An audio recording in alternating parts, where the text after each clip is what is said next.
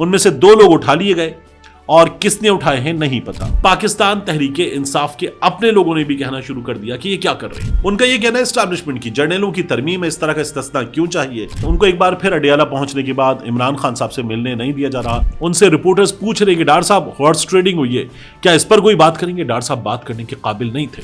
12 तारीख को शुरू होने वाला दिन 13 तारीख तक में दाखिल हो गया और अदालत की लंबी कार्रवाई चली है। बिस्मिल्लाहिर्रहमानिर्रहीम, अस्सलाम वालेकुम। ये आपका अपना डिजिटल प्लेटफॉर्म है। मैं तारिक मतीन हूँ। वल्लाहु खैरुल माकिरीन। अल्लाह सबसे बेहतर तदबीर फरमाने वाला है, वही बचाएगा मेरे देश को बलाओं से जो बारिश में शजर से घोंसला गिरने नहीं देता, क्योंकि उसकी तदबीर तमाम तदाबीर की इमाम है। खैबर पख्तूनख्वा में पेशावर में 2 अहम तरीन बंदे उठा लिए गए हैं। उठाए किसने हैं नहीं पता चल रहा। खैबर पख्तूनख्वा हुकूमत के एक बहुत अहम मेंबर से मेरी बात हुई इस सिलसिले में। उन्होंने कहा कि ये बंदे खास मकसद के लिए उठाए गए और वो मकसद पूरा होता हुआ नजर आ रहा है उनका, जिन्होंने बंदे उठाए। आप देखिए, अडियाला के बाहर पहुंचने वाले सुहेल आफरीदी ने इस बारे में बात की। सीएम केपी वहां बात कर रहे थे। उनको एक बार फिर अडियाला पहुंचने के बाद इमरान खान साहब से मिलने नहीं दिया जा रहा। छठी बार आए हैं, अदालत की इजाजत से आते हैं, सिस्टम में जो कानूनी तकाजे उनको पूरे करके आते हैं, लेकिन कहा जा रहा है ये लड़ाई करना चाहता है। जो सिस्टम में सिस्टम को मानते हुए इजाजत लेकर आ रहा है, कानूनी तकाजे पूरे कर रहा है, कानून पे अमल कर रहा है, उसको कह रहे हैं लड़ाई करना चाह रहा है। और जो उसको रोक रहे हैं, कानून पर अमल दरामद से रोक रहे हैं, उनसे वो लड़ाई करना चाहता है। ये हो रहा है। तो सुहेल आफरीदी ने वहां बात की। उन्होंने कहा जिन लोगों ने बंदे उठाए हैं वो हैं जो खैबर पख्तूनख्वा में अमन नहीं होने देना चाहते। ये खैबर पख्तूनख्वा के अमन के दुश्मन हैं और ये वो लोग हैं जिन्होंने जिरगा नाकाम करने की नाकाम कोशिश की है। ये सुहेल आफरीदी की गुफ्तगू है। हुआ क्या, पीटीएम के डेलीगेशन के 4 अरकान आए। जो इरफान सलीम साहब हैं, इस जिरगे के लिए इंतजामात कर रहे थे, पाकिस्तान तहरीक इंसाफ के रहनुमा, उन्होंने बताया ट्विटर पे कि वो सारे इंतजामात देख रहे थे। पीटीएम के 3 लोगों की लिस्ट थी जो मेहमानों में शामिल थे, उनके नाम उनकी सीटों पर लिखे हुए और उनके लिए जगह मुख्तस। लेकिन फिर हुआ ये कि वहां पीटीएम के 4 लोग आ गए। तो तब एक एमपीए नईम ने ये कहा कि मैं अपनी जगह छोड़ता हूं, मेहमान हैं, इनको बिठाइए। और उनको बिठाया गया। वो जरा आपस में भी नाराज हुए एक दूसरे से कि 4 नाम क्यों नहीं दिए थे, 3 क्यों दिए, लेकिन फिर भी मेहमानों को बिठा लिया गया। अब उसके बाद वहां तकारीर हो रही थी। उन्हें इस बात पर भी नाराजगी थी कि उन्हें तकरीर करने का मौका नहीं दिया गया। पश्तून तहफ़्फ़ुज़ मूवमेंट के लोग थे। जब वो तकरीर करने वाले थे या इंतजामिया के मुताबिक जब उनका नंबर आने वाला था, तब वो उस इजलास से उठकर चले गए चारों। और जब वो बाहर निकले हैं तो कुछ फासले पर जाकर उनको उठा लिया गया। उनमें से 2 लोग उठा लिए गए और किसने उठाए हैं नहीं पता। अचानक पेशावर में जिरगे के मेहमान, सुहेल आफरीदी कहते हैं कि जो आया है वो जिरगे का मेहमान है, तब तक जब तक घर नहीं पहुंच जाता जिरगे का मेहमान है, जिरगे की जिम्मेदारी है। 2 बंदे गायब हुए हैं, वो हमारे कबायली और पख्तून रिवायात के खिलाफ किए गए हैं। जिरगा हमारा जो है वो पख्तून रिवायात है। जिरगे में लोग आने से लेकर वहां बैठने से लेकर फिर वापस जाने तक और अपने घर पहुंचने तक ये जो है जिरगे के मेहमान होते हैं। जिसने भी ये किया है उसने हमारी पख्तून रिवायात तोड़े हैं। जिसने भी ये किया है वो हमारे पख्तून कौम के अमन का दुश्मन है। जिसने भी ये किया है। अब वो बंदे उठा लिए गए और उनका ये कहना है कि हम आपके मेहमान थे, हम आपकी जिम्मेदारी थे, हमारे बंदे उठा लिए गए हैं, तो जवाब आप देंगे। तो ये खैबर पख्तूनख्वा हुकूमत के खिलाफ एक मुहिम शुरू हो गई सोशल मीडिया पर। पाकिस्तान तहरीक इंसाफ के अपने लोगों ने भी कहना शुरू कर दिया कि ये क्या कर रहे हैं। और सुहेल आफरीदी साहब अब इसकी वजाहत दे रहे हैं, लोग इसकी वजाहत दे रहे हैं। पश्तून तहफ़्फ़ुज़ मूवमेंट वाले सवाल कर रहे हैं। बात यह कि बंदे उठाए गए हैं, पूरे मुल्क में जगह जगह से बंदे उठाए जाते हैं। कोई इदारा, कोई डाला, कोई एजेंसी उठाती है, नहीं पता चलता और बंदे गायब हो जाते हैं। इस केस में भी यही हुआ है। ये खैबर पख्तूनख्वा हुकूमत के एक अहम तरीन रुकन ने मुझे बताया और उन्होंने कहा कि हम ये समझते हैं वो लोग जो ये चाहते थे कि हमारा ये जिरगा नाकाम हो और हम विफाक को और मरकज की हुकूमत के साथ साथ एस्टैब्लिशमेंट को ये पैगाम देना चाहते हैं कि बंद कमरों के फैसले नहीं चलेंगे, हमसे बात कीजिए, पॉलिसी बनाते वक्त हमारी राय और हमारे मशवरे को शामिल रखिए। तो उन्होंने इसको नाकाम करने की कोशिश की है। दूसरी जानिब जो अडियाला के बाहर हो रहा है उसको तो there is no need to even report. वहां सुहेल आफरीदी छठी बार गए हैं, नहीं हो पा रही मुलाकात, अदालत के फैसले पर भी अमल दरामद नहीं हो रहा। आपने देखा था सलमान अकरम राजा साहब अदालत से ही नाराज हो गए थे कि यह अदालत शामिल है। जब उसके फैसले की तौहीन की जा रही है और वो कुछ नहीं कर रही तो वो ये समझते हैं कि यह अदालत शामिल है, ये उन्होंने कहा था। अब मैं आपसे अर्ज करूं, इस तमाम तर सूरत हाल में जो 27वीं आईनी तरमीम मंजूर हुई और बाकायदा इसमें मजीद हॉर्स ट्रेडिंग की गई कि वो बंदे जो इस्तीफा दे गए, जिनको पार्टी से निकाल दिया गया, उनको ला के फिर कि अभी इनका इस्तीफा मंजूर नहीं हुआ, फिर दोबारा वोट डलवाए गए और उन्होंने वोट डाले और तरमीम मंजूर हो गई। इसके खिलाफ मौलाना फजल रहमान के भाई ने फ्लोर ऑफ द हाउस तकरीर की और उन्होंने कहा यह जर्नैलों की तरमीम है, ये जर्नैलों ने करवाई, ये जर्नैलों की तरमीम है और इस तरह से तरमीम नहीं होती। उन्होंने बात की। मौलाना के भाई इस मौके पर क्या बता रहे हैं, जरा सुनिए। तो ताहयात की सहूलत के अल्फाज लगाने की क्या जरूरत है? इसको क़यामत के बाद भी लगा देते कि क़यामत के बाद भी उनको ये सहूलत हासिल होगी, क़यामत के बाद रोज़ महशर भी उनको ये सहूलत हासिल होगी, वहाँ भी इनके साथ यही रवैया रखा जाएगा। तो आपके कलम में कोई पाबंदी तो नहीं थी। हम उस आइन के साथ हैं जो जर्नेलों का बनाया हुआ आइन नहीं है। आज जो तरामीम हो रही हैं ये जर्नेलों की तरफ से हो रही है। तो एक उनका ये कहना है एस्टैब्लिशमेंट की जर्नलों की तरमीम है, इस तरह का इस्तिस्ना क्यों चाहिए, ये सवाल भी उन्होंने किया और ये वो सवाल है जो सब कर रहे हैं।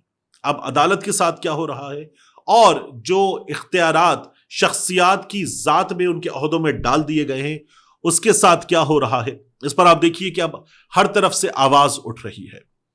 सलाउद्दीन पंवर साहब जो जज हैं उन्होंने भी चीफ जस्टिस पाकिस्तान को खत लिखा और कहा फुल कोर्ट इजलास बुलाएं।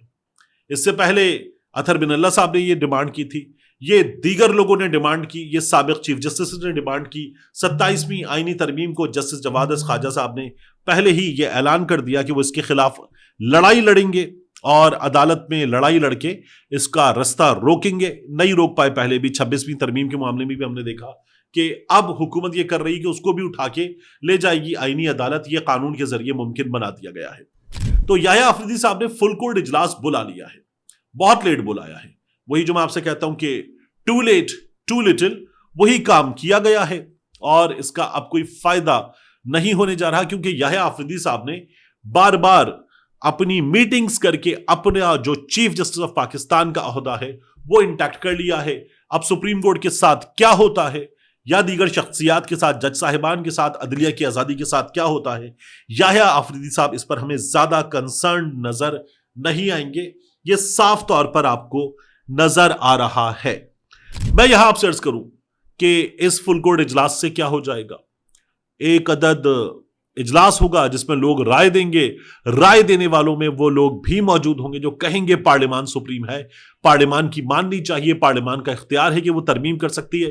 तरमीम किस अंदाज में हो रही है, किस अंदाज में लोग फ्लोर ऑफ द हाउस इस्तीफा देकर जा चुके और उसके बावजूद भी उनसे वोट डलवाया जा रहा है और इस्तीफा मंजूर कर लिया गया, हम आपको फिर ले आएंगे ये भी कह दिया गया, तो भी कहा गया नहीं फॉर्मली मंजूर नहीं हुआ। तो ये तमाम चीजें होने के बाद तरमीम हो रही है, इसी तरह से होगी, कोई खास फर्क नहीं पड़ने जा रहा। अब आप एक चीज देखिए कि इस तरमीम को जिस अंदाज में अंजाम दिया गया ना, यानी इसहाक डार साहब फ्लोर ऑफ द हाउस खड़े होकर तकरीर कर रहे थे कि ये जो आप पेपर फाड़ के फेंक रहे, ये पेपर फाड़ के मत फेंकें, इनमें से किसी कागज पर सैफुल्लाह लिखा हुआ है, यानी शख्सियात के नाम है, किसी कागज पर नाम मोहम्मद लिखा हुआ है, किसी कागज पर कोई और नाम लिखा हुआ है, डार साहब कह लेंगे इससे बेहुरमती होती है।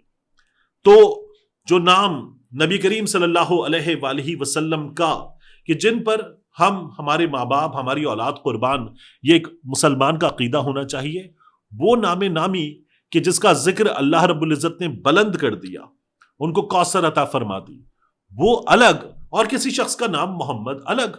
ऐसे बहुत से लोग होते हैं मोहम्मद के जिनका नाम मोहम्मद हो और उन्हें अदालत से सजाएं होती हैं, उनके किरदार में कोई चीज होती है कि जिस पर बात हो सकती है। तो क्या ये रसूल अरबी सल्लल्लाहु अलैहि वसल्लम नबी आखिरुज़्ज़मा, क्या ये उनका नाम हो गया? नहीं। तो डार साहब जो बात कर रहे थे वो अजीबो गरीब थी। और उसके बाद उसी हाउस में आप वोट खरीद रहे हैं, बंदे खरीद रहे हैं, जो इस्तीफा दे चुके उनका वोट दोबारा डलवा रहे हैं, सब कुछ कर रहे हैं। उसी हाउस में हमने इससे पहले 26वीं तरमीम के मौके पे देखा था कि किस तरह से व्हील चेयर पे लाया जा रहा है, अगवा करके लाया जा रहा है, सब कुछ हो रहा है। اور اب آپ وہاں پر بات کر رہے ہیں کہ یہاں پیپر پھینک کر ان ناموں کی توہین کی جا رہی ہے. اللہ رب العزت کے نام جس چھت پہ لکھے ہوئے ہیں, جہاں کلمہ لکھا ہوا ہے عمارت کی پیشانی پر, وہاں کھڑے ہو کر آپ باقاعدہ طور پر چوری کے مینڈیٹ پر موجود ہوں اور پھر اس کے بعد ترمیم کریں, قانون سازی کریں, ہارس ٹریڈنگ کے ذریعے سب کچھ کریں اور باتیں کریں کہ یہ جو پیپر پھاڑ کے پھینکتے ہو اس سے توہین ہوتی ہے. عجیب و غریب مذاق ہے ہمارے ان سیاستدانوں کا, جو ہم نے ایک بار پھر دیکھا. ڈار صاحب خود آپ یہ دیکھیے اپنی لینڈ کروزر میں بیٹھ رہے تھے, ان سے رپورٹرز پوچھ رہے کہ ڈار صاحب ہارس ٹریڈنگ ہوئی ہے, کیا اس پر کوئی بات کریں گے؟ ڈار صاحب بات کرنے کے قابل نہیں تھے, ڈار صاحب نہیں بولے. پرویز رشید صاحب وہ نہیں بول سکے, دیگر لوگ نہیں بول سکے, یہ لوگ اب بات کرنے کے قابل نہیں رہ گئے. ٹیلی ویژن پروگرامز میں آ رہے ہیں, وہاں پر وہ لوگ جو باقاعدہ طور پر کل تک بتاتے تھے کہ زرداری چور ہے, نواز شریف چور ہے, وہ اب آج ایک دوسرے کو استثنا دے رہے, تا حیات استثنا دے رہے. شہباز شریف صاحب نے زرداری صاحب کو مشورہ دیا تھا رانا ثناء اللہ صاحب کی بات سنیں, اپنے گناہ دھوئیں, جو لوٹا ہے وہ واپس کریں, اور آج رانا ثناء اللہ اور دیگر لوگ مل کے زرداری صاحب کو تا حیات استثنا دے رہے ہیں. ٹیلی ویژن پروگرامز میں آ کے بتا رہے ہیں کہ ان کی کوئی عزت ہے کہ نہیں ہے, ان کو ہم کیا عدالتوں میں گھسیٹتے رہیں گے. یہ نون لیگ والے آج باتیں کر رہے ہیں. عجیب و غریب مذاق ہے. اب میں آخر میں آپ سے ایک چیز عرض کروں, فیض حمید صاحب کا کیس بہت اہم ہے. فیض حمید صاحب کے معاملے میں ہوا یہ ہے کہ کل جو دن گزرا ہے, یعنی کہ ہم بات کر رہے ہیں 12 تاریخ کی, 12 تاریخ کو شروع ہونے والا دن 13 تاریخ تک میں داخل ہو گیا اور عدالت کی لمبی کارروائی چلی ہے. اس لمبی کارروائی میں جو دونوں جانب کے وکلا ہیں انہوں نے یوں سمجھ لیجئے کہ اپنے حتمی دلائل دیے اور اپنا اپنا کیس عدالت کے سامنے پریزنٹ کرتے ہوئے کلوز کیا. عدالت نے سب کچھ سن لیا ہے اور مکمل ہو گئی یہ کارروائی, فیصلہ محفوظ ہو گیا ہے. یہ فیصلہ اگلے 30 دن کے اندر آ سکتا ہے, یعنی آ تو کل پرسوں بھی سکتا ہے, مگر سیفلی ہم یہ کہہ سکتے ہیں کہ جو اگلے 15 دن ہوں گے, 15 دن کے بعد 30 دن کے اندر اندر یہ فیصلہ آ جائے گا.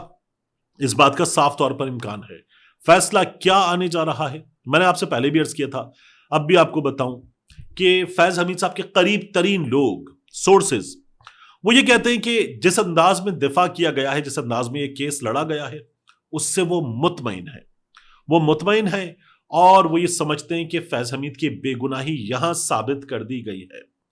تو پھر ان سے جب پوچھا جائے, اور میں نے آپ کو پہلے بھی یہ بتایا تھا کہ کیس پھر آپ لوگ جیت سکتے ہیں, تو وہ یہ کہتے ہیں کہ انشاءاللہ اگلے فیز میں ہم فیض حمید صاحب کا یہ کیس جیت جائیں گے.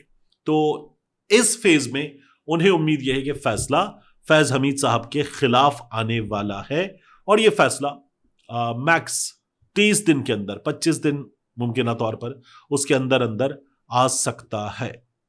ملتے ہیں انشاءاللہ آپ سے اگلی ویڈیو میں.